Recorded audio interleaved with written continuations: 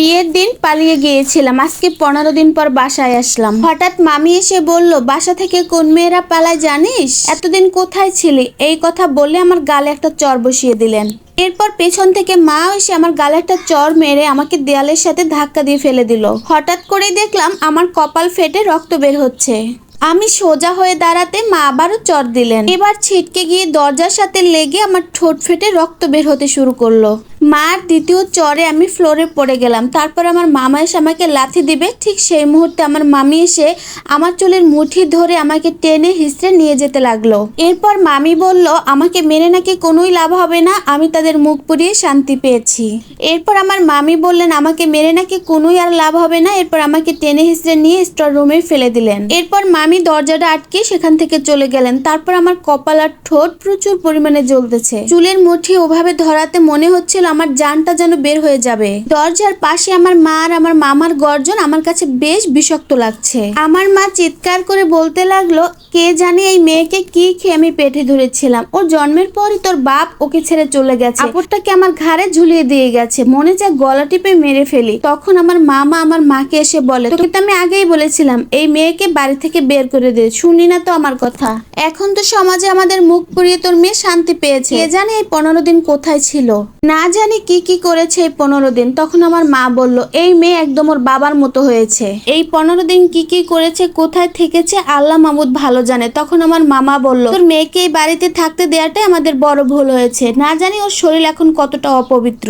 এরপর মামিও চেঁচিয়ে বলতে লাগলেন, 15 দিন আগে আমাদের সমাজে যে মান সম্মানটুকু ছিল এই মেয়ে সেটা শেষ করে দিয়েছে। এই সমাজে যে আমরা এখন কি করে মুখ দেখাবো আল্লাহই ভালো জানে। এই মেয়ে শুধু আমাদের মুখ পুড়িয়েই যায়নি, আমাদের শান্তিও নষ্ট করে দিয়েছে। যে দেখছে সেই আমাদের জিজ্ঞেস করছে, তোমাদের মেয়ে নাকি বিয়ের দিন পালিয়ে গেছে, আবার মুখ টিপে টিপে অনেক হাসাহাসি করছে। এরপর মাও মামির সাথে একসুরে সুর মিলিয়ে বলতেছে, বাপ যেমন মেয়ে তো ঠিক তেমনই হবে, এই অলক্ষী পয়দা করেই তো ওর বাপ অন্য একটা মেয়ের সাথে প্রেম করে পালিয়ে গিয়ে বিয়ে করেছে, আর আজ এই মেয়ে বিয়ের দিন পালিয়ে গিয়ে 15 দিন পর বাড়িতে এসেছে। এরপর আমার মামি আমার মাকে বলতে লাগলো, এখন যা হবার তো হয়ে গেছে, এখন বাজে রাত 1টা, আর রাতের বেলা শব্দটা একটু বেশি হয়, তাছাড়াও আমাদের পাশের বাসার মানুষগুলো সবই কিন্তু দেখছিল এবং সবই শুনতেছে, না জানি সকালে তিলকে তাল বানিয়ে আর কি কি বলবে। মামির কথা শুনে মা কিছুটা থামলেও আমার মামা চিৎকার করে বলতে লাগলেন, এই অলক্ষী মেয়েটাকে যেন কাল সকালে আর এর ছায়াও আমার বাড়িতে না দেখি। আমি স্টোর রুমে বসে বসে সবার সব কথা শুনতেছি আর কান্না করতেছি। এখন সবাই চুপচাপ হয়ে গেছে, মা মামি মামা সবাই, হয়তো তারা এতক্ষণে শুয়ে পড়েছে। পরিবেশটা কেমন যেন থমথমে হয়ে গেছে। স্টোর রুমের দরজাটা কে যেন হালকা খুলে আমার পাশে এসে বসলো। তার হাতে থাকা ফোনের ফ্ল্যাশ লাইটটা জ্বালানোর ফলে তার চেহারাটা আমি স্পষ্ট দেখতে পাই। সে আর কেউ নয়, মামি। মামিকে দেখে আমার কান্নার বেগটা আরো কেমন যেন বেড়ে গেল। মামি আমার মুখটা হালকা করে চেপে ধরলেন যাতে কোনো শব্দ না হয়, আর মামি নিঃসন্দেহে কাঁদছেন। তারপর আমার ঠোঁট আর আমার কপালটা ভালো করে পরিষ্কার করে সেখানে অ্যান্টিসেপ্টিক লাগিয়ে দিলেন, আর সেখানে চুমু দিয়ে আর আদরও দিলেন। তারপর ফিসফিসিয়ে কাঁদো কাঁদো গলায় বলতেছেন, কিরে খুব লেগেছে তাই না? তারপর আমি আমার মামিকে জড়িয়ে ধরে বললাম, এতক্ষণে খুব লেগেছিল মামি, কিন্তু তুমি আদর দেওয়ার ফলে আমার ব্যথা সব কমে গেছে। তারপর মামি আমার কপালে চুমু দিয়ে বললেন, ওদের বাড়িতে তোকে খুব আদর করেছে তাই না? তখন আমি এক ঝলক হাসি দিয়ে বললাম, হ্যাঁ ওরা অনেক ভালো। তারপর আমি মামিকে বললাম, মামি তুমি এখান থেকে এখন চলে যাও, নয়তো মামা এসব জানতে পারলে অনেক ঝামেলা করবে, পরে এসব নিয়ে গল্প করব। তারপর মামি আবারও আমার কপালে একটা চুমু দিয়ে আমার হাতে একটা ব্যথার ট্যাবলেট ধরিয়ে দিয়ে সেখান থেকে চলে গেল। আমি পালিয়ে যাবার আগে আমার মামা আর আমার মা মিলে একজনের সাথে আমার বিয়ে ঠিক করেছিল। তখন আমার বয়স ছিল 17, আর যার সাথে বিয়ে ঠিক করেছে তার বয়স 45। আমি কি করে এরকম একটা 45 বছরের লোককে বিয়ে করতাম? আর আমি একজনকে খুব ভালোবাসি, আর এই কথা আমি আমার মামিকে সবকিছুই খুলে বললাম।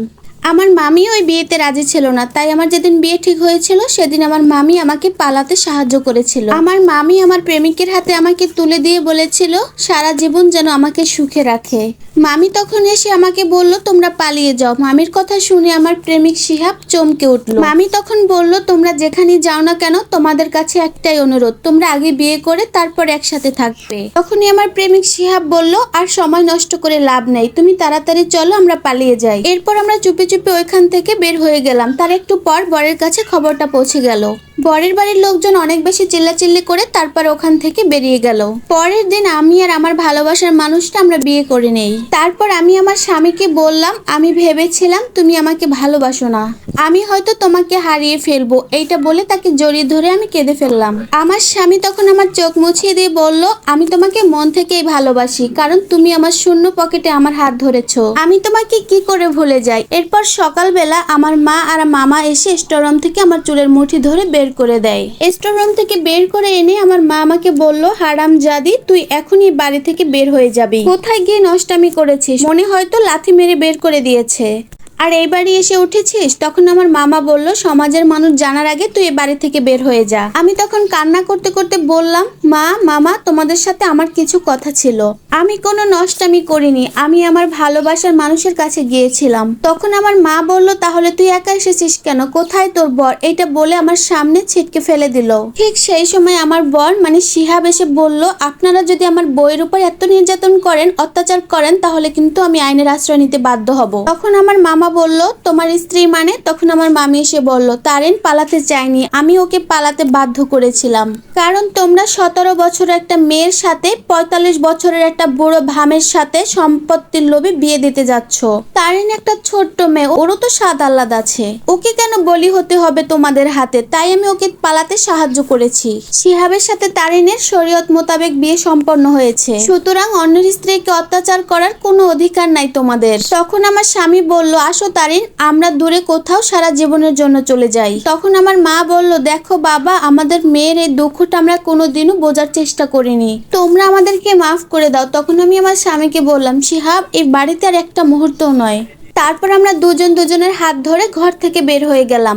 বর্তমানে এই সময় মেয়েকে বিয়ে দেওয়ার আগে মেয়ের কোনো পছন্দের মানুষ আছে কিনা সেটা কিন্তু যাচাই বাছাই করে নেবেন, নয়তো এই আপুটার মতো কিন্তু বিয়ের দিন মেয়ে পালিয়ে যাবে।